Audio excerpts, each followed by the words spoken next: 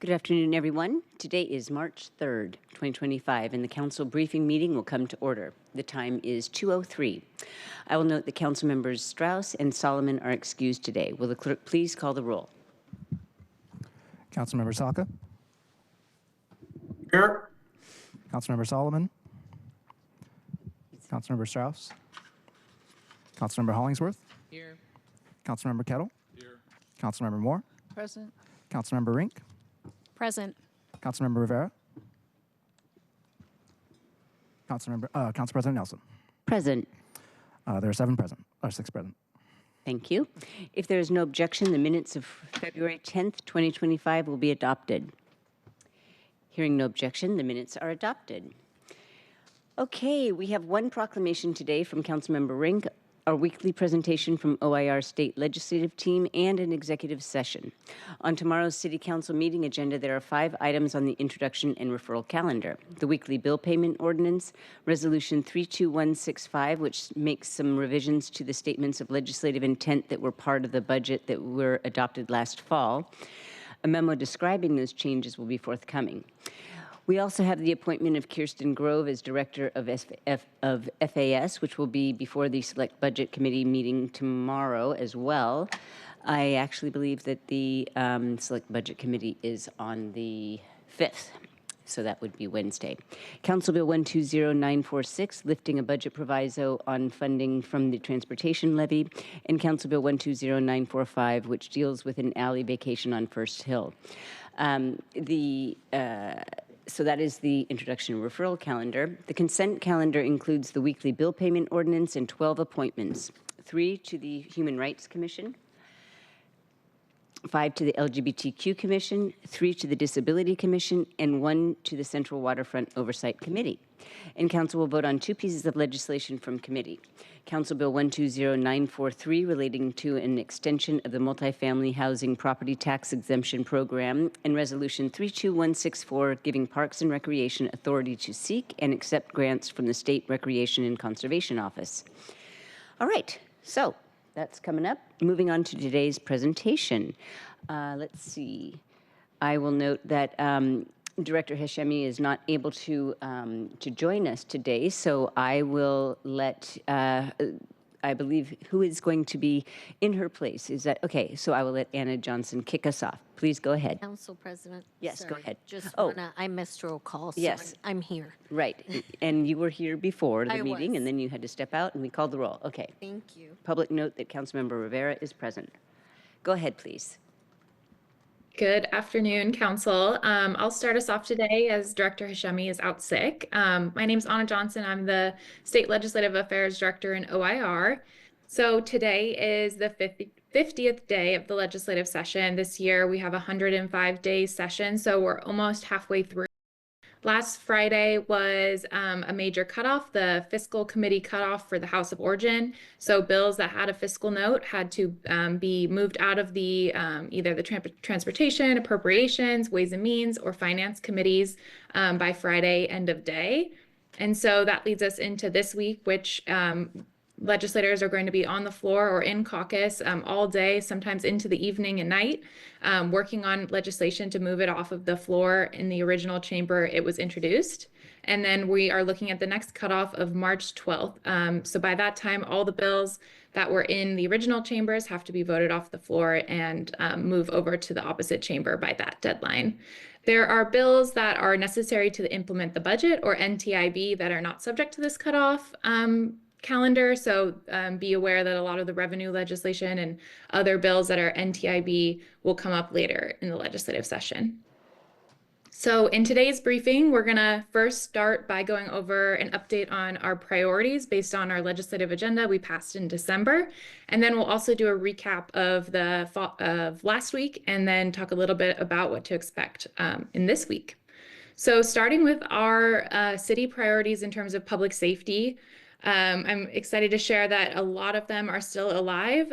So starting with Senate Bill 5098, this is a bill that restricts weapons in certain locations, including city parks, community centers, and public buildings. This bill made it out of the fiscal committee last week, and it is in Senate rules. House Bill 1112. This bill allows Seattle Municipal Court to allow our pro tem judges to live outside the city if necessary. This bill actually passed off the House floor a while ago, so it's awaiting its first committee hearing in the opposite chamber. House Bill 1228. This bill was allowing toxicology testing by certified or accredited labs. This bill, unfortunately, did not make it out of the policy committee about 2 weeks ago. So this one is stalled out for this session, although I know there is conversations ongoing with between the city and the executive branch of the state to reconcile some of the problems that this bill was hoping to address. Senate Bill 5060. This bill is a bill that establishes a $100 million grant program for law enforcement and co-response. This bill is ready for floor action. It's in Senate rules. House Bill 2015. This bill also deals with public safety funding, including direct appropriation to cities, as well as a sales tax option for counties and cities for public safety purposes. This bill is in House rules. We're tracking this one. It's not in its perfect form right now in terms of being meeting all of the priorities that Seattle needs, but it's one of the kind of main drivers that are still existing at this point during session that's dealing with public safety funding. House Bill 1428. This bill was establishing an increase in the criminal justice assistance account. This is an account that goes from the state to cities and counties for criminal justice purposes. It was increasing that account. That bill did not move forward after the fiscal committee.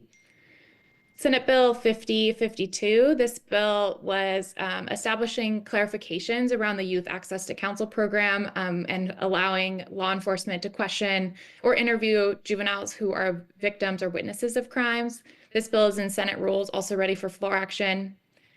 Senate Bill 5595. This bill establishes a legal standard for shared streets and also allows lower speed limits on these streets. This bill already passed the Senate and is in the House ready for its first policy hearing. House Bill 1816. This bill is about civilian staffed crisis response teams. This bill is in House rules, also ready for floor action. And then House Bill 1423, establishing vehicle noise camera pilots. This bill was voted out of the House Transportation Committee last week, so it's in House rules now, ready for floor action as well. Good afternoon. Starting with a few bills on mental health in schools. The first three bills on your list all deal with student mental health and did not advance due to budget considerations and the budget crisis that the state is in, as they all took significant funding. House Bill 1515 modernizes outdoor dining and special event alcohol regulations, and that bill continues to move forward.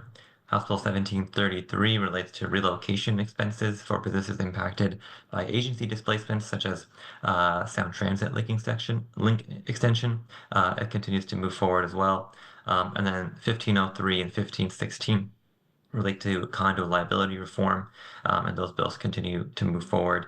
And then lastly, House Bill 1774 allows WashDOT to lease their unused surplus land for less than fair market value to community groups and public agencies, and that bill is also moving forward in the House. Some of our climate and environment bills are also moving forward. So House Bill 1150 and Senate Bill 5284. These are the recycling reform legislation creating an EPR program for paper and packaging. Both the Senate and the House versions are still moving, and so those are in the rules committees. House Bill 1253. This bill expands the ability of consumer-owned utilities to enter joint use agreements for transmission, power generation, battery storage. This bill also is passed the House already and is in the Senate ready for its first hearing. House Bill 1409 is a bill that improves the Clean Fuels Program. This bill will help Seattle City Light, FAS, SDOT, and SPU, who are credit generators in the Clean Fuels Program, be able to access hopefully increased transportation electrification funding. This bill is in House rules. House Bill 1334 revises the property tax cap up to 3% tied to inflation, providing more flexible local options for our property tax. This bill is in House Finance. This one is likely not as necessary to implement the budget. That's why it's still in its original committee. A few bills on childcare are moving forward. So Senate Bill 5590 09, Senate Bill 5500, related to childcare siting and childcare rates, are moving forward. Unfortunately, the Childcare Workforce Board, both the House and the Senate version, did not make it out of the fiscal committees last week. We are seeing both the House and Senate version of the Early Learning Facilities Grant and Loan Program Improvement Bill, so House Bill 1314 and Senate Bill 5297, move forward. And then a bill that's modifying child care worker qualifications, House Bill 1648, is moving forward. Unfortunately, the Free School Meals Bill, House Bill 1404, as well as the Senate Free School Meals Bill, did not advance through the fiscal cutoff due to likely the increased cost to the state. However, there are a number of huge K-12 funding bills that are moving forward in order to help the operations and special education costs that many of our school districts are facing throughout the state. Now we'll move to kind of what happened this past week, but I'll start with some budget updates. This past week, Governor Ferguson released his budget reduction proposal, where he asked earlier in the year, he asked every state agency to come back with about 6% budget cuts to each department. And so he proposed additional $4 billion in cuts, which is which adds on to the $3 billion proposed by Governor Inslee's budget. The cuts include consolidating agency management roles, cutting administrative positions, limiting equipment purchases, and reducing travel expenses. I'll also note that the K-12 and public safety departments were not cut at all in his special proposal. Both House and Senate now will and can use that proposal as they write their biennial budgets that should be coming out near the end of this month. So budget and revenue bills that had some action last week. I'll start with House Bill 1870, which is a King County priority that it allows for new property tax to fund public health clinics. And Senate Bill 5775, which relates to an existing public safety sales tax and makes that councilmanic authority, gives it councilmanic authority, and also gives some more flexibility for how the revenue can be used. And Senate Bill 5770, which creates a primary residence property tax exemption for folks for their primary residences. It is contingent on a constitutional amendment. Some climate and environment bills that had action last week. Some of these will be familiar from our priority list. Both the House and Senate recycling reform priorities were moved through the fiscal committees, as I mentioned. Same with the Clean Fuels Bill update. But I'll also note House Bill 1515. This bill is creating parameters of how to deal and dispose of electric vehicle batteries. This bill is a priority for the city, and we signed in pro. Housing and homelessness bills that are still moving forward. I'll start with House Bill 1696, which modifies the existing Covenant Home Ownership Program. This bill would increase the AMI for eligibility from 100% of AMI to 120% of AMI for this program, and also makes some loans forgivable completely. And House Bill 1491 relates to transit-oriented development, which creates density requirements around public transit. And then House Bill 1867, which gives counties and cities an option for a real estate excise tax that would fund affordable housing. Labor and Commerce, House Bill 1622 and Senate Bill 5422, both are moving. These bills would allow collective bargaining related to uses of artificial intelligence for public agencies. And both bills are moving in their respective chambers. And Senate Bill 5206, which changes cannabis retailer advertising rules and regulations, and also gives local governments more authority to regulate cannabis retail advertising and trade names, also is moving forward. For public safety and criminal justice, Senate Bill 5098 had action in the Transportation Committee, as I mentioned. Senate Bill 5746 establishes a work group for electric vehicle charging property crime. The city signed in pro on this bill. Senate Bill 5362 helped address Victims of Crime Act funding cliffs that we are expected to see due to changes at the federal level. We signed in pro to this bill. Unfortunately, both the Senate Bill 5746 and Senate Bill 5362, both of those did not make it through the fiscal cutoff last week. Transportation bills, I'll flag House Bill 1043, which extends the commute trip reduction tax credit, which is a tax credit that the city utilizes and benefits from. And then Senate Bill 5716, which extends the existing unlawful transit conduct crime into ferries as well. That is also moving forward. So for this upcoming week, it will be all day floor action. So the Senate and House will be voting on bills the entire week, and we'll be caucusing on those bills as well. There'll be no committees. Bills have until March 12th to move out of their respective chambers to the other chamber to stay alive. And with that, happy to answer any questions.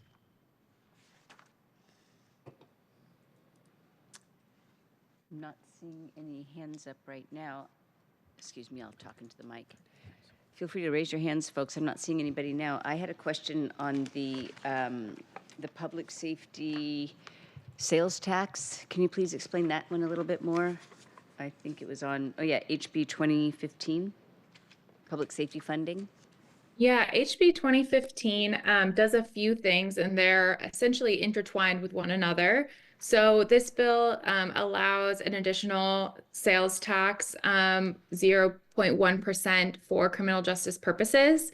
And if either cities or counties take advantage of that additional sales tax, then it opens them up to a grant program for law enforcement, recruitment and retention, and then also opens it up to supplemental funding from the state to help with criminal justice purposes. I think we are appreciative of kind of the structure and consideration of all three of those options to help adjust our public safety challenges. But there's some mechanics in the bill that are a little tricky for us in order to access the state funding. So we're working on improving the bill as it moves forward. Thank you. Councilmember Saka. Thank you, Madam Council President, and thank you, Anna and Samir, for your update this week. Great as always. Thank you also for sharing with me and my office the latest version of the noise enforcement camera bill that's currently being considered and did not die on the vine. Can you just talk a little bit about that bill at a high level in terms of what are the key sort of changes in the current version of the bill versus the bill that was originally brought forward at the beginning of session? Yes, absolutely. So the bill did change a little bit in the fiscal committee. So the bill that was originally introduced this session was authorizing the use of these cameras in any jurisdiction that had interest. But the bill that moved out of the Transportation Committee was narrowed to only apply as a pilot in cities that are 2,000 people or higher. And the pilot authorized until June of 2028. And this would be oversaw by the Traffic Safety Commission. And then those cities that are taking advantage of the pilot would have some reporting elements back to the state about how the pilot went, the types of locations that the pilot was used in, and the folks that were, I guess, ticketed or cited by those cameras. So just essentially establishing a pilot, implementing a sunset, as well as increasing reporting requirements to the state. Got it. No, thank you. That's consistent with my read of the documentation you shared earlier as well. So it sounds like it was converted it from a permanent authorization to a pilot only, where under which enforcement and penalties are still allowed. It's just each jurisdiction that adopts it would have to, have some ongoing reporting obligations, and then it, rather than making it permanent, there's a definitive end date at which point either reauthorization would need to happen or for a certain period, or it would need to be made permanent. Is that correct? Yeah, that's correct. And this is a typical structure that actually we've seen with other camera enforcement legislation in previous sessions. You all might recall a bill from last year that made permanent some of the pilots that Seattle had for block the box and bus lane cameras. So a similar decision would have to be made by the legislature when the sunset comes down for these cameras. Got it. Thank you. And it's 2028, is that right? June 30th, 2028. Yep. Yep. Okay. Thank you.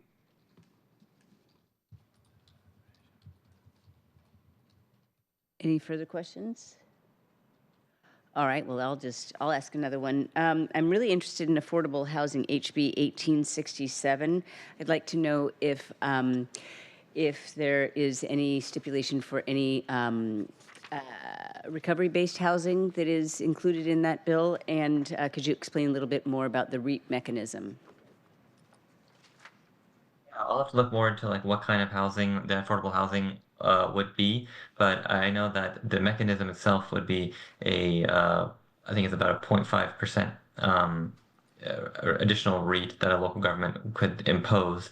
And as the bill stands right now, the county would have the ability to go first, and then if the county does not do it, then the city. But I do know there's conversations happening about how that relationship works and whether when if the county does go first, as whether there would be any revenue share with the city or not. So some of those conversations are still being worked out. But I can give you some more information about what essentially the revenue, what kind of how affordable housing the revenue would be used for. Okay, thank you very much. Councilmember Moore. Hey, thank you, Council President. Yeah, good afternoon, Anna and Samir. Thank you very much. I wanted to ask you just a few questions about bills that have died. The SB 5229, the opioid overdose civil commitment. Can you tell me a little bit more about that bill? Yeah, that bill would have amended the definition of gravely disabled, which is a criteria for involuntary treatment act detention. And so it would have allowed for someone who has had an opioid overdose reversed in the last 2 weeks and is deemed to be unable to essentially take care of themselves to be detained under the ITA. And it did not move forward out of the fiscal committee last week. And is that different from what Ricky's law? Yeah, somewhat, because this ties it directly to an opioid overdose being reversed rather than kind of rather than the DCR's determination of whether that person is gravely disabled. It essentially puts a pretty strict definition. Okay, thank you. And the missing persons, SHB 1736, was that the Ebony alert?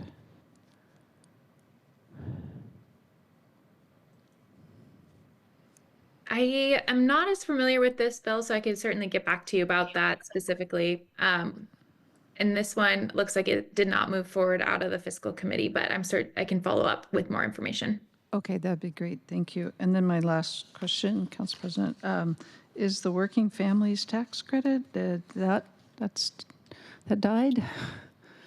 There is one working families tax credit still moving. I believe this is a bill that allows that tax credit to be available for folks 18 and up.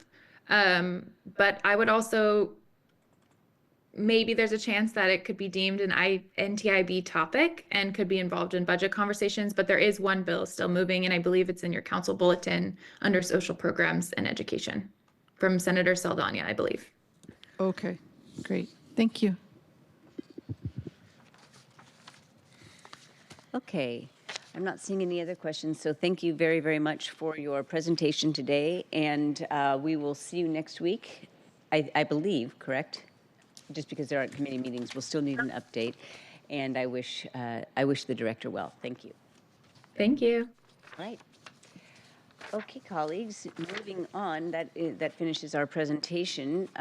Councilmember Rink, you have a proclamation for signature today proclaiming March 20th, 2025 to be Nowruz Day in Seattle. Please correct my mispronunciation. So Councilmember Rink, go ahead and lead the discussion on the proclamation for any feedback before I request signatures. Wonderful. Thank you, Council President. And colleagues, before you today is a proclamation that declares March 20th to be Nowruz Day in Seattle.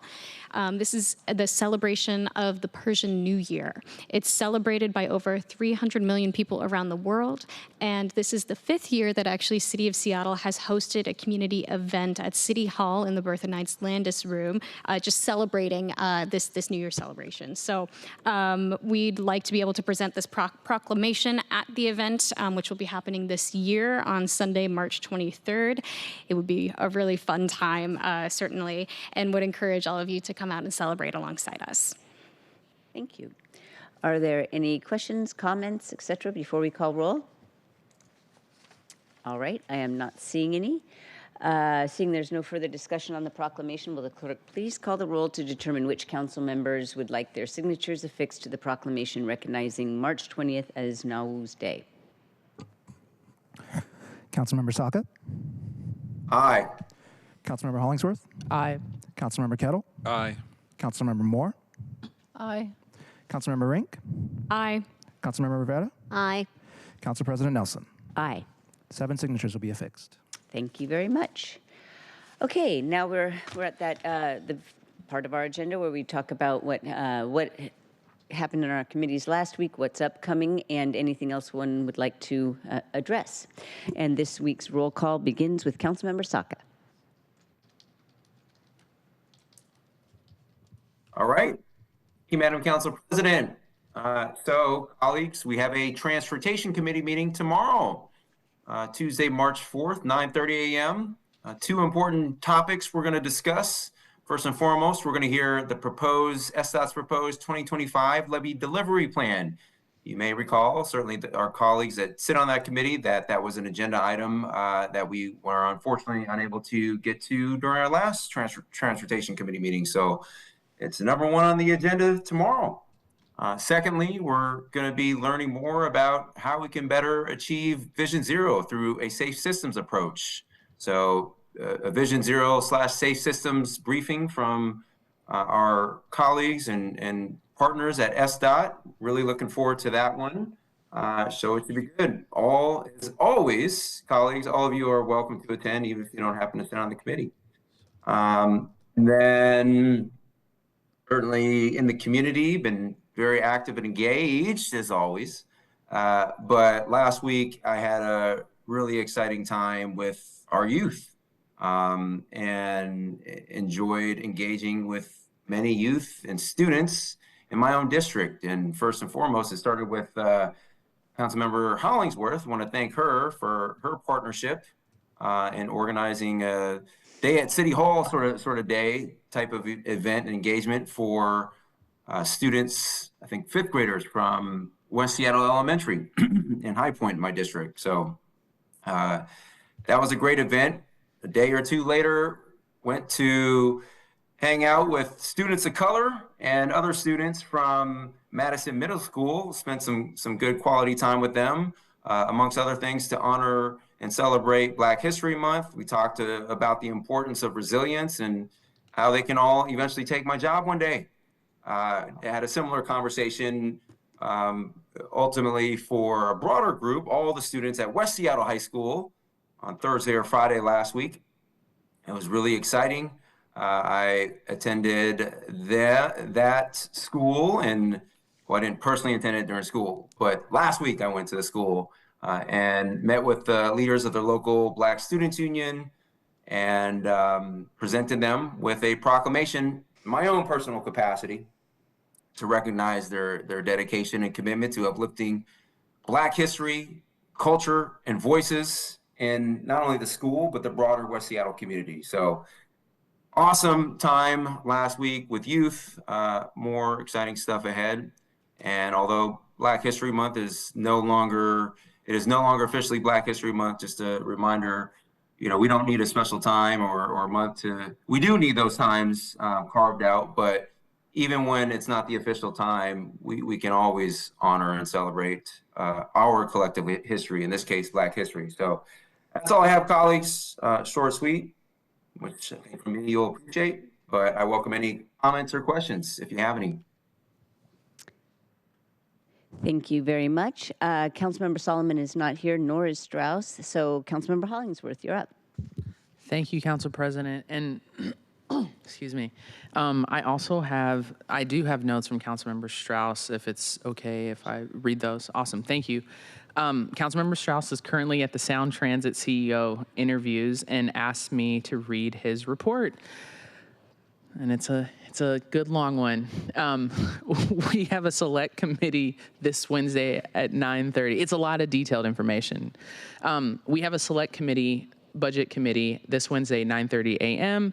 The committee will start with a very quick information item scheduled to last 5 minutes and no more than 10 minutes introducing the mayor's nominee for Director of Finance and Administrative Services, Kristen Grove, who currently is the acting director of FAS. Acting Director Grove will be there. However, the plan is to only introduce her nomination. There will not be an extensive Q&A. Acting Director Grove will return on March 19th, meeting to the Finance, Native Communities, and Tribal Governments Committee to do a full Q&A, which all council members are invited to attend. Councilmember Strauss's office has sent the draft list of questions to the second floor and emailed it last week. If you'd like to add any questions to the appointment packet, please submit them to Councilmember's office by the end of day Wednesday. The committee then will discuss the vote on legislation to lift the transportation levy proviso that was placed on SDOT's budget in November. This proviso is different than most because it is the result of a transmitted budget last September, including a, in quote, current law budget, meaning that the budget was written as if the transportation levy was not passed. Lucky for Seattle, the transportation passed. In January, SDOT offered meetings with each council member to discuss their 2025 transportation levy delivery plan, which they sent to council a month ago. I believe just about all of you, Dan believes, Councilmember Strauss, not I, but Councilmember Strauss believes that all of you have chosen to have those briefings. As Councilmember Saka mentioned, SDOT will also be giving a briefing on the plan in the Transportation Committee on Tuesday. On Wednesday, during the Select Committee, we will dive deeper into the plan, specifically Appendix A, which outlines each of the transportation levy projects anticipated in 2025. There will be information about the continuing accountability and oversight of transportation levy, specifically the new Oversight Committee, which is in process of being appointed. After that, we will bring the transportation levy proviso lift for a vote and close out the meeting. It is important that we use the tool of mega proviso to ensure the fall budget process wasn't avoided by the current law budget originally proposed, and that once the accountability work is done, we can move forward swiftly to release the proviso to ensure unintended consequences of delay are avoided. If you have any questions, please reach out to Councilmember Strauss's team. External committees. Councilmember Strauss is currently at the CEO interview. Final candidates are being interviewed, and a final decision is planned for March 27th board meeting. A system assessment report will be presented in the Rider Experience and Operations Committee this Thursday regarding the reliance and reliability issues of Line 1. Sound Transit has had to shut down Line 1 several times, and this report digs into scope of the issues, the work that's already done, and sets a path to address remaining issues. There will also be a big fix for these issues, and in the public, it is the first big step. The Rider Experience and Operation Committee will also share updates regarding the Graham Street infill station designs that are a product for the community engagement that was from August 2024 to February 2025. Councilmember Strauss has these reports and happy to share with you all directly if you need that information.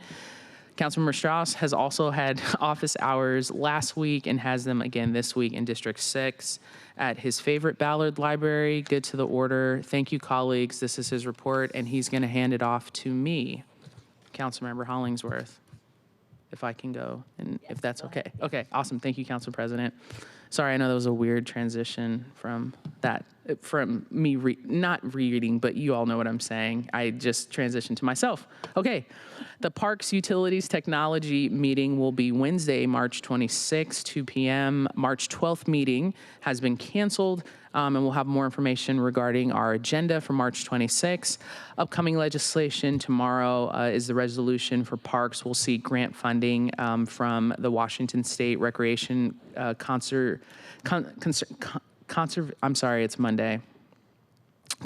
Office. Also wanted to update everyone on the comprehensive plan. We're finalizing those dates with obviously central staff and council president and all the people that have their hands in the comprehensive plan. So we'll have more information regarding this week and guidance as we've had meetings with our legal teams and just trying to navigate this as best as possible. Next, I have a regional water quality committee with Council Member Kettle. That is this Wednesday, March 5th. Looking forward to that.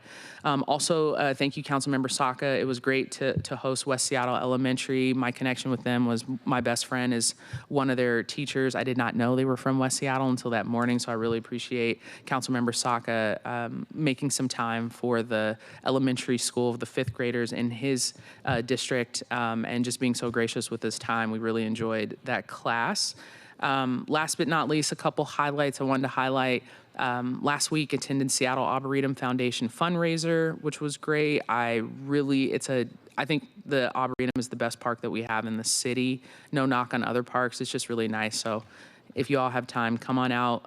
Also had a great time at the United Negro College Fund dinner to celebrate the colleges that give kids scholarships to our city. Also appreciate joining Council President Nelson there at that dinner as well. Just a side note, I have 4 people in my family who got their educational start at HBCUs. How important that is.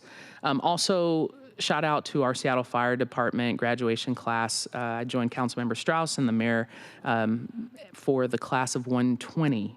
It's class of 120. And they were phenomenal recruits, and it was really great to see really people sacrificing just what they want to give for the city, and I can't begin to tell you all we're in really, really great hands. Last but not least, congrats to all of the winners at the 90th Annual Sports Star of the Year Awards, especially to my idol growing up, Mr. Fred Couples. He got the Lifetime Achievement Award. There were a ton of people there. He's a hometown kid, 15 PGA Tours, but the best one was from 1992, where he got his master's, and we all put on that green jacket with him. Thank you. I will like to pass it off to Council Member Kettle. Any questions? Okay, thank you, Councilmember Hollingsworth. Just for me, our next Public Safety Committee meeting will be on the 11th of March, and we'll be looking at our care department and the alternative response or community CRTs. In addition, as we're learning down in Olympia from the update that we're getting earlier from OIR. For this week, normally would have a South Lake Union Community Council meeting on Tuesday, but that was just not long ago canceled. We have the Regional Water Quality Committee on Wednesday. Always enjoy that. Along with the Queen Anne Community Council meeting, where we'll be discussing the comprehensive plan. That will be on Wednesday at 7 o'clock at the Aegis at David Rogers Park, the Queen Anne Bowl. Thursday, speaking of comp plan, Thursday I'll be meeting Disability Rights Washington on the comp plan. And then Friday, I should note that the grand reopening of the YWCA, which is going to be an important event that day. I wanted to, I wasn't quick enough with my putting my hand up on Zoom, but I just wanted to note on Narwuz that the sister city with Tashkent, our relationship with Tashkent, Uzbekistan, they also support and celebrate Narwuz as an Uzbek Central Asian holiday in addition to Persian. And it's going to be held on 12th of April from 1 to 5 at the Shoreline Community Council. I went last year. It was a great event, and this year too. And I just wanted to highlight, just to put a little extra. I wasn't quick enough on Zoom. The one last thing I wanted to do, Council President, was last week I was going to do this because I read the proclamation when we had our city rally for Ukraine.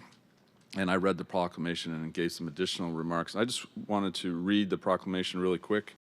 Do. And it reads, whereas the 24th of February marks the 3rd anniversary of Russia's unprovoked and unjust invasion of Ukraine, and whereas Russia has committed and continues to commit horrendous violations of human rights against the Ukrainian people by attacking civilian populations, committing torture, as well as intentionally destroying civilian infrastructure, such as hospitals, schools, residential apartment buildings, and whereas Executive Order 22 TAC 4 issued March 2022 directed actions to support the Ukrainian community in various ways, including the provision of assistance for immigrants and refugees resettling in Seattle, among others. And whereas mayors from across King County came together to co-host the Mayor's Concert for Ukraine and Refugees Worldwide, featuring the Seattle Symphony and local Ukrainian artists, aimed at raising money to help Ukrainians in Europe and refugees in Seattle, King County. And whereas Mayor Harrell has met with mayors from across Ukraine to show our city's commitment to support Ukrainian freedom and democracy, and whereas residents and businesses across Seattle and our region have taken a wide range of measures to demonstrate support for the Ukrainian people through financial and other creative means, and whereas the city of Seattle stands in solidarity with our Ukrainian neighbors, Ukrainian migrants displaced by the Ukraine, our hearts break for the innocent lives lost and irreparably harmed by the senseless military invasion, and we condemn in the strongest possible terms the Russian government's unprovoked aggression. And whereas the city of Seattle is committed to being a welcoming and inclusive city and is committed to taking all available steps to assist our Ukrainian friends and neighbors, the city urges all citizens of Seattle to stand in support of the Ukrainian people and their struggle to preserve their democracy. So therefore, I, Bruce A. Harrell, Mayor of Seattle, do hereby proclaim February 24th, 2025 to be the Day of Solidarity with the people of Ukraine. It was a great honor for me to read that at the rally at Seattle Center, and I think it's important for, I know this is a mayoral proclamation as opposed to a council or joint, but I think it's important to read that here from the dais of the City Council to make that point noted and show that support to our Ukrainian neighbors. Thank you, Council President. Thank you. And I'll note that pretty much was, I don't remember exactly which week it was or how soon after the invasion happened. We still have a Ukrainian flag hanging in City Hall lobby. And so just a note that that is a visual reminder every day about what, Yes. about the conflict, ongoing conflict. Thank you very much for making it front and center today as well. Thank you. Councilmember Moore. Oh, thank you very much, Council President. Let's see. So on tomorrow's full City Council agenda, there are 13 items from the Housing and Human Services Committee. The first 12 items are commission appointments on the consent calendar. We're trying to move them along quickly, as well as Council Bill 120943 extends the sunset date for the current MFTE program. This program was set to sunset on March 31st, 2025, end of this month. And Council Bill 120943 extends that sunset date to be September 10th, 2025. This gives the Office of Housing ample time to reflect on feedback from stakeholders and the final commissioned MFTE evaluation report from the UW professor Greg Colburn. Committee voted unanimously to extend the MFTE 6 through September of this year, with the understanding that we are looking forward to moving the new MFTE program 7 forward this fall. It's anticipated that legislation will be coming down sometime in June for the committee's consideration, careful consideration in July. So we are moving this issue forward. Just wanted to reassure everybody about that. The next meeting of the Housing and Human Services Committee is scheduled for Wednesday, March 12th. Let's see. I don't normally go into a lot of what I've done in the past week, but I did want to just touch on a few things that I think are worth highlighting. I did have office hours on Thursday and then office hours on Saturday. As part of the office hours on Thursday, had quite a number of people wanting to talk about the comprehensive plan and additionally neighborhood centers. But then I also had another constituent come who wanted to also talk about the comp plan from a different perspective and also the need for affordable housing. And we've sort of been engaged in an interesting discussion. Out of that discussion, I have now arranged for a meeting with Michael Eliasson, who is a local architect. He's talked a lot about social housing development, utilizes the European model, and is also working with another architect who's pursuing sort of a stacked flats model project in Spokane. So I'm really excited to have this meeting with them in the end of this week to learn more about how perhaps we can transfer that model over here through our comp plan when we finally get to the comp plan. That said, I also had the great pleasure of meeting with the city council president for the Vienna City Council.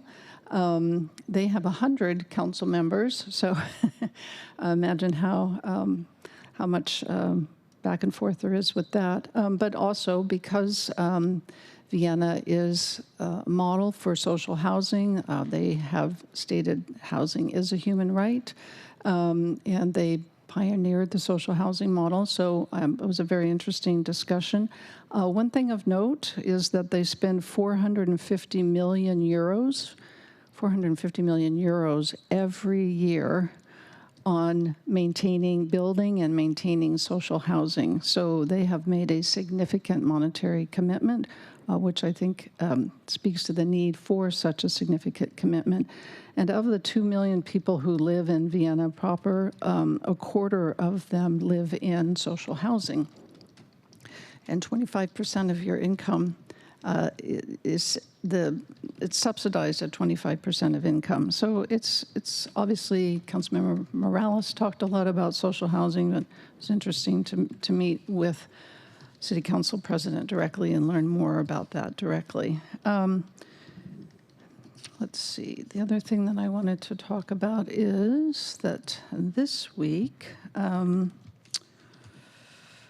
I will be taking a walk along Aurora Avenue and 107th. We continue to experience brazen gun violence along Aurora, directly related. The gun violence is directly and intimately related to the sex trafficking that's occurring along Aurora. We've seen a proliferation of actually people being commercially sexually exploited. I have had ongoing meetings with leadership at SPD about how to approach this in a cohesive and systemic way. Also continuing to work with HSD to get service providers up and running to be able to provide a diversion and social service help to the individuals that we're seeing out there. But the purpose of this walk is to look at utilizing street design and street closure as another tool to addressing public safety concerns. So just want to continue to make the community aware that Aurora continues to struggle. We just had shots fired again last night in front of Lowe's and other places. We've had individuals engaged in commercial sexual exploitation just a few blocks away from our middle school. It continues to remain a challenge, and we are continuing to work on it. So just to let people know about that. And the other thing that I would note is last Friday I also had the opportunity to visit the Share Wheel Shelter, the women's only shelter up here on Spring. It is the only shelter that allows for people to walk in after 5 p.m. And so they routinely have 25 to 30 mats on the floor every night.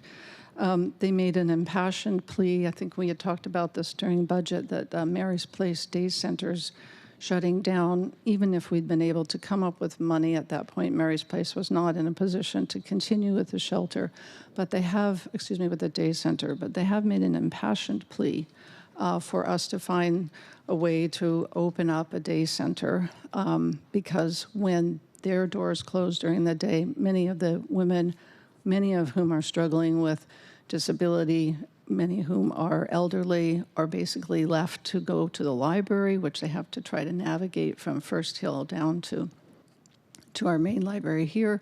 And that's kind of the main resource that's available. So there's a glaring need that I hope that we can address when we get to the supplemental budget.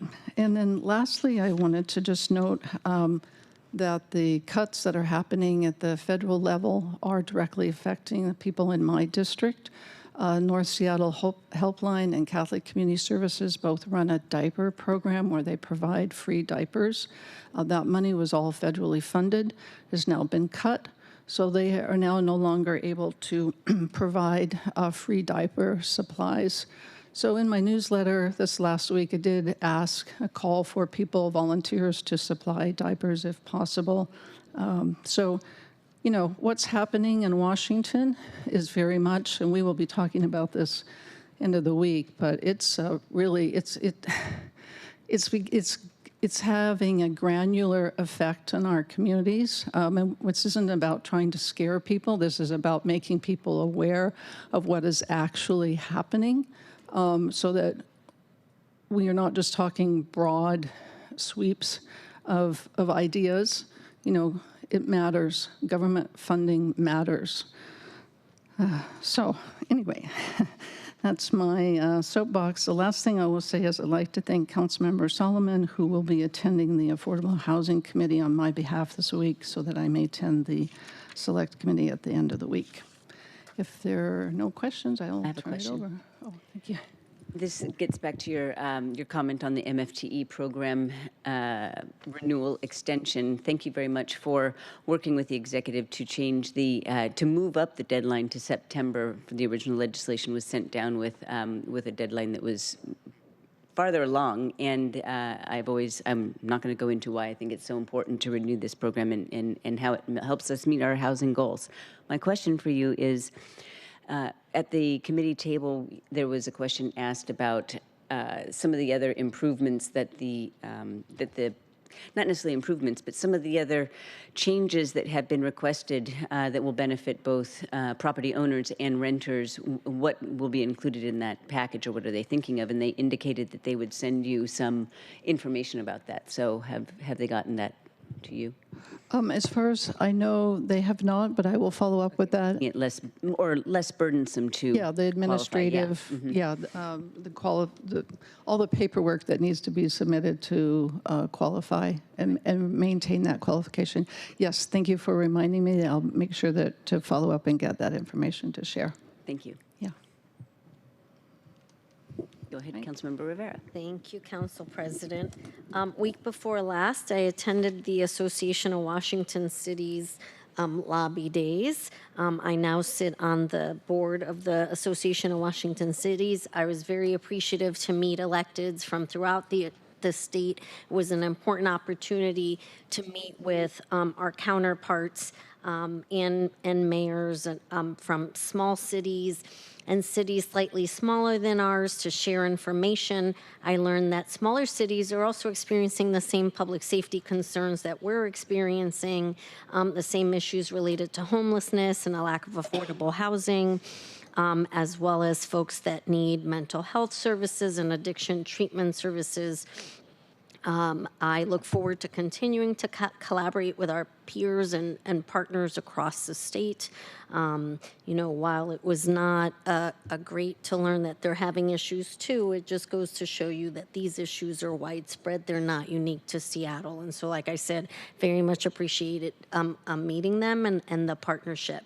And I'm really looking forward to the continuing participation as part of the board of AWC. We also heard from AG Nick Brown while we were there. There's a number of lawsuits related to the federal actions by our state, as well as the efforts of Governor Ferguson. So like I said, really appreciate our partners at the state level.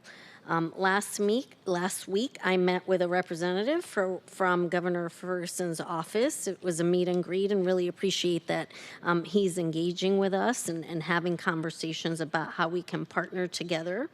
I also had my monthly check-in with Chief Barnes, where we talked about the situation at Magnuson Park and my continued request to have an emphasis activation at the park, similar to what we've had with Golden Gardens in the past. I've also requested to have the SPD has 2 mobile precincts, and I've requested to have them on a rotating schedule. The mobile precinct has been, for instance, in my district at Magnuson Park and also at Wedgwood. You know, I know it's challenging. We have low staffing numbers, and that impacts the ability to staff those mobile precincts. And those mobile precincts are really important because when they're at a location, folks really feel they feel safer. They feel like you know, it adds the ability to have SPD have an extra eye on the situation. So I know how important they are, and I think having them a rotating schedule would let us know that they will be returning versus now where it's done as, you know, as they're able to, but then there isn't that. I would love for constituents to rely that it will be back. So that's the point of my request, and SPD's been very open to both requests, and I've spoken to the mayor's office as well, so I'm hoping that we'll have some movement in both those areas, and I will keep you posted as I hear more. I also today met with, I had my regular check-in with Director Mohammed from the Office of Immigrant and Refugee Affairs. We continue to be in close contact about the situation at the federal level. They've done, I reported before, they've done training sessions both with city departments as well as external partners. They had an online training session. I reported last time there were about 1,000 folks that joined. This time they're going to have one in person in April. So as I learn more, I will let you know more on that. Let's see. I know that, you know, we continue to get conflicting information. I say conflicting because it seems like the administration one day will issue one thing, the next day it reneges and says something else. There's a lot of chaos. One thing that Director Mohammed and I talked about was the fact that, you know, despite all of this chaos, we at the local level are continuing to provide our services. We're going to continue to do that.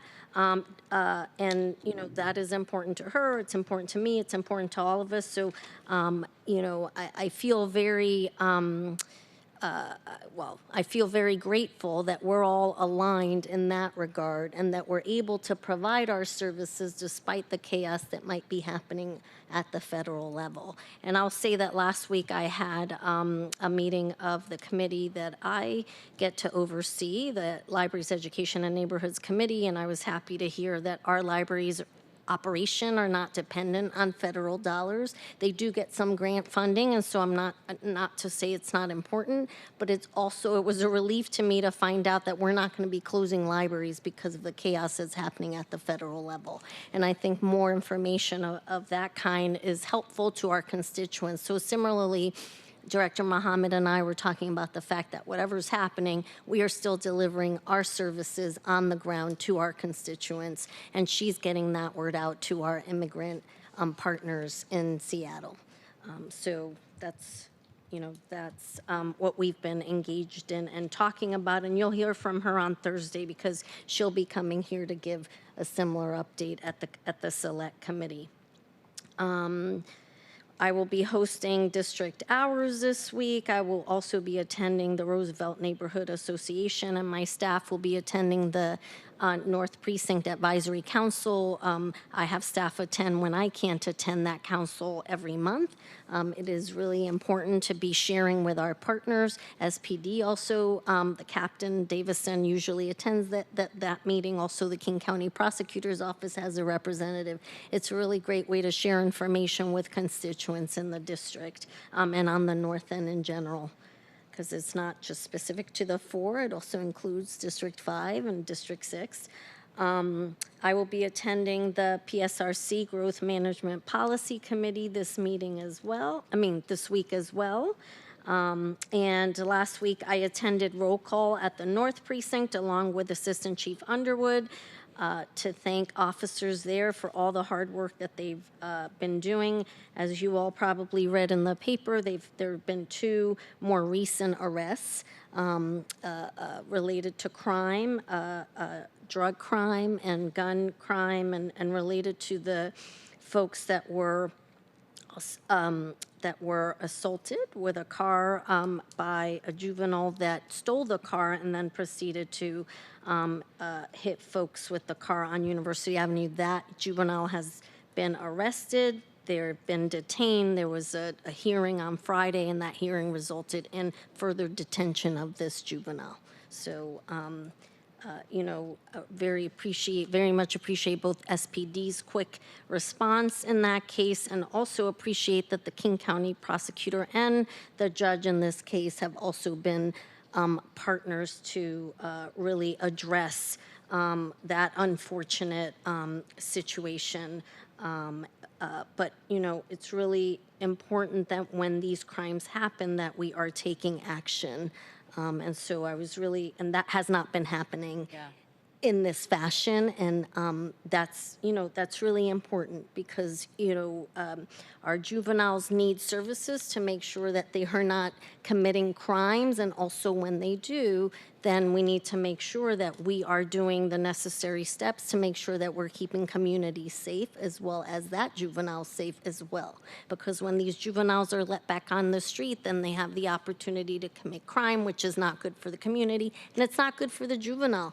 That juvenile needs services. They need something that they are not getting. And so letting them back on the street is not helping them. And so I'm glad to see that things are, we're taking a look at that and as, in the whole making, taking action to deal with these crimes on the ground. And my heart really goes out to the families of the folks that were hurt last week, one of which was very, very hurt. And so, really want to say that as well. It's unfortunate all the way around. And I think there's more I can report on, but I'll leave it there, colleagues. Unless you have any questions, I'll pass it along. I do want to note that I was just going down the line and I should have asked Councilmember Rink to speak before Councilmember Rivera. So please, thank you for your grace and go ahead. Yeah, no worries. Thank you. Starting us off with the committee that I chair, Sustainability, City Light, Arts, and Culture. I know we have a long-awaited greenhouse gas emissions report that we were supposed to have this Friday. Given the shakeups with some of the new exciting leadership changes with the Office of Sustainability, now knowing that Director Farrell is now Deputy Mayor Farrell, we are going to be moving that briefing to instead be the following date, which I believe is the 23rd. It's going to be the following date. So the 21st. So we will not be having committee this Friday, but instead we will be receiving that greenhouse gas emissions report on the 21st of March. And just along the realm of just continuing on with some of the things going on with committee, I think it's important to note some of the things happening in Bonneville, particularly given the deep relationship between Bonneville and City Light. Some may have seen the Seattle Times article from this morning. We, as at City Light, depend on Bonneville, the success of it. A third of all the electricity in the Pacific Northwest comes from Bonneville Power Administration, but the Trump administration has forced out hundreds of staff, some of those positions being mission critical. Bonneville is self-funded. It operates entirely on money raised from selling electricity. So unfortunately, cutting these staff positions don't actually save the federal government a penny. What this now means for us, and of course I'm working closely with CEO Lindell around any developments, but we could be looking at blackouts or rate increases. And so fingers crossed that some magic can happen in DC and we're not facing this kind of a dilemma, but this will be something, colleagues, we might need to work on this year so we can ensure that we have power serving our region. To that end, had the opportunity, of course, to join alongside many of my colleagues here in Olympia as a part of the AWC City Action Days. Our office met with 21 state legislators representing nearly all of the Seattle delegation. We even got some time with the Speaker of the House, as well as the House and Senate Majority leaders, and got to attend some of the AWC City Action Days events. And our office had some really important discussions related to the state budget challenges. As we know, there could be some really harmful cuts coming our way if we don't pursue some new revenue options. And so really making sure in those discussions that we're signaling that we have our state legislators back as they have this enormously hard task of trying to problem solve this budget challenge and making sure that we have full continuation of services. And I was invited to come testify before the House Transportation Committee, asking them to support House Bill 1923. This is some really cool legislation related to mosquito fleets, so how we bring online more passenger ferries to serve our region. And thinking about that, especially our role as City of Seattle, many folks coming, whether it be from Bainbridge Island or Des Moines, coming on up to either enjoy our city's nightlife or also be able to come up this way easily to go to doctor's appointments. And so it's a really exciting bill when we think about our ability to better connect our region. Our team has also been out and about, and we've had the opportunity to meet with the Filipino community of Seattle, do a number of neighborhood walks from Madrona and Queen Anne to down in the Stadium District, tour at Mary's Place, chat with the Beacon Business Alliance, and have some conversations as well with the Muckleshoot Indian Tribe as well as the Indigenous Advisory Council. And closed out last week by chatting with our friends up at North Seattle College and then bringing together a transportation policy work group, including a number of our partners in the transportation space.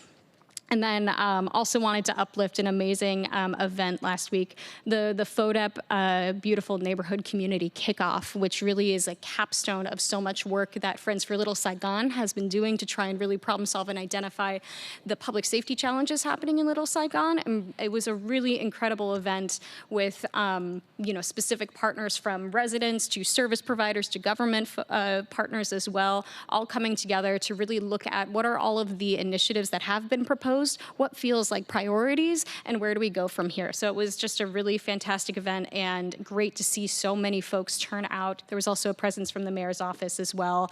Folks turn out to get really focused on problem solving about the public safety challenges there. So really proud to share that note. Our team also attended the Day of Remembrance event in the CID on February 19th. This is the anniversary of the Executive Order 1066, which stripped thousands of Japanese American Seattleites of their rights, homes, and livelihoods. And this event was organized by Suru for Solidarity and La Resistencia, which are two powerful local organizations really fighting to keep a dark chapter of our history from repeating. It was a really powerful event and just a really urgent reminder of the dangers of racist government policy and the importance of our local resistance. And with that, I'll move us to Select Committee on Federal Administration and Policy Changes. We are having our first committee meeting this week, so Thursday, March 6th at 2 p.m. During this meeting, we will have two roundtables focused on, comprised of community partners as well as city departments. That first roundtable is going to be focused on LGBTQ rights and reproductive rights, and the second roundtable on immigration and labor rights and issues. And to give you a flavor of some of the community organizations who will be joining us, we have the Lavender Rights Project, Pro-Choice Washington, Planned Parenthood Alliance Advocates, Queer Power Alliance, Office of Immigrant and Refugee Affairs, Office of Labor Standards, the Washington Immigrant and Solidarity Network, Northwest Immigrant Rights Project, One America, Fair Work Center, Gay Straight Business Alliance, and the MLK Labor Council. So it's going to be a packed house, a busy agenda, but folks are really energized about this work. There's some broad agreement that now is time for us to be standing up for our neighbors. And so really looking forward to convening these critical conversations, working with you all about future agendas too and topics of interest, and making sure that we are doing the work to safeguard our communities at this time. And with that, I'm happy to take any questions. Go ahead, Councilmember Rivera. Thank you, Council President. Councilmember Rink, can you talk a little bit about the 12th and Jackson and, anything that will you be bringing in?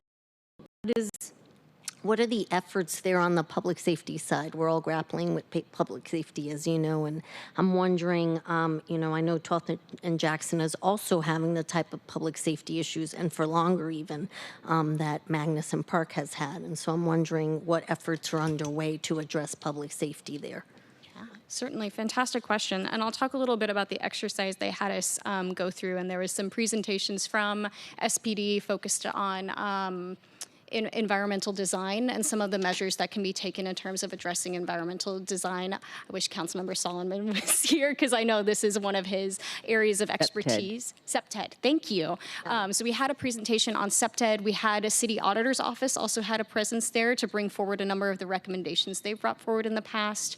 And with the task that was given to each of the tables, they had each table designated as like a stakeholder group. So we had a business owners and property owners table, and then a residents table, a service providers table, and then government partners table.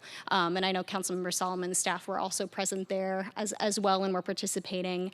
And so each table was given the task of we were given a matrix of solutions that have been identified, whether direct from community or from auditors' reports or folks just working in the neighborhood, and given an exercise to essentially put little stickies next to solutions that that each stakeholder group wanted to pursue first.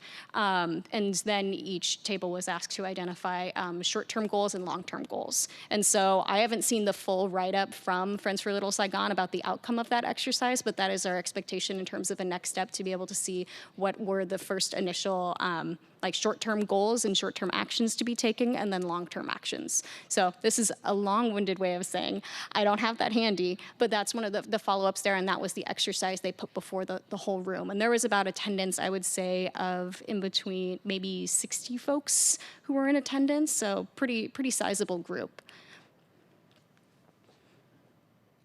Thanks. Thank you. I like gatherings like this with getting stakeholders all together and really focusing on what would really help. And then I always think, I hope it comes to something. You know, it can't just be a discussion session. It really does have to. I would once we see the results of those conversations, I would hope that that we can start moving on some of them. Yeah, certainly. All right, not seeing any other folks to speak, and we do have an executive session, so I'll just go ahead here, unless anybody does have, okay. So last Thursday, the Governance, Accountability, and Economic Development Committee met and voted to recommend that the City Council approve Council Bill 120933, which would allow for residential uses in the Stadium District. The bill is now before Council, and I expect a vote at the March 18th Council meeting. I ask that if colleagues have any plans to propose amendments, you work with Lish to make those available to other council members by Tuesday, March 11th. That is the date he gave us, so we have time to adequately consider them before voting the following week. And as many of you are aware, an assertion was raised by the port that moving forward with the policy might have implications under the State Environmental Policy Act or the Growth Management Act. And so I did ask the City Attorney's Office to review that assertion and get back to Council with their analysis, and obviously ahead of the committee vote, the Council vote. So that will be forthcoming. The next meeting of the Governance, Accountability, and Economic Development Committee will be on Thursday, March 13th. Brief update. I attended the 2025 State of Downtown last Tuesday, where I was joined by elected officials and lots of folks with direct interest downtown, but that covers nonprofits and businesses and residents, et cetera. It's always a very interesting gathering of people who listen to a discussion from the president and CEO, John Scholes, to talk about, well, how's downtown doing? And the takeaway is that downtown has made improvements in the past year or so since the last event, and he talked a bit about public safety, which is improving. And I do have to say, I'll take the privilege of thanking my colleagues for the hard work that you've done last year, particularly Public Safety Chair Kettle, to provide the legislative tools for our partners in the executive to help do their part to make downtown a safer place. And we have heard that things are looking up down there. So I do have to say that thank you very much for your work last year. And the council, well, the city renewed the BIA for downtowns. They were renewed, I think it was in 2023. And so we have, again, I will always thank the ambassadors with MID and DSA. is the responsible party to oversee that work. Thank you, ambassadors, for all your work downtown every single day, making it a welcoming, cleaner space. So that's my plug for our partners downtown. As CN Hollingsworth mentioned, I also attended the UNCF Gala. Many thanks to Paula Sardinas and Tabor 100 President Extraordinaire Ollie Garrett for the invitation to this special event, and thank you also for helping be the go-between, Councilmember Hollingsworth. I have to say that was the third time that I have attended this event, and not only is it so heartwarming and inspiring to see the youth on that stage, knowing that they have received some assistance to attend a life-changing opportunity of college, of course. It is also one of the two organizations that put on a gala with dancing, and I recommend that anybody accept an invitation next year. Okay, that was the second time in the day of that day for me to see Ms. Garrett as I dropped in on the monthly breakfast that morning of Tabor 100, but left early before the discussion began to provide welcoming remarks at the CID's annual Lunar New Year Festival. And then you've already mentioned the fun stuff that happened over the past week, but I also went to the Seattle Sports Star of the Year Awards, where they honored notable athletes. And I will say congratulations, Marshawn Lynch, for winning the Paul G. Allen Humanitarian Award. And his remarks on stage, what he is motivated by in his work, were so moving. And he's giving back. And that's what motivated a lot of his work. But anyway, and then finally, I'll note that my staff and I went on a tour of Pacific Science Center, and that is it's an institution in the city, and I am committed to doing what I can personally to help advance their needs for some infrastructure improvements. Last thing I'll mention. I will be participating in a civic cocktail conversation on public safety hosted by the Seattle City Club this coming Thursday. I'll be joined by Yvonne Underwood, Deputy Chief of SPD, and Natalie Walton Anderson, Chief Public Safety Officer for the Office of the Mayor. So thank you for having me, and it should be a great conversation. Would anybody like to ask any questions or remind me to say that I will also be attending the ribbon cutting for the YWCA on Friday as well? Hearing none. Let's move on. If there's no further business, we'll move into executive session. Hearing none, we'll now move into the executive session. As presiding officer, I'm announcing that it will probably go until, let's see, 4:20, I believe. At 4:05. They're estimating that it'll take about 45 minutes. If the executive session is to be extended beyond that time, I'll announce the extension and the expected duration. And at the conclusion of this executive session, this meeting will end automatically. The next regularly scheduled council briefing meeting is on March 10th, 2025 at 2 p.m. All right, folks, it's 3:20 and the council is now in executive session.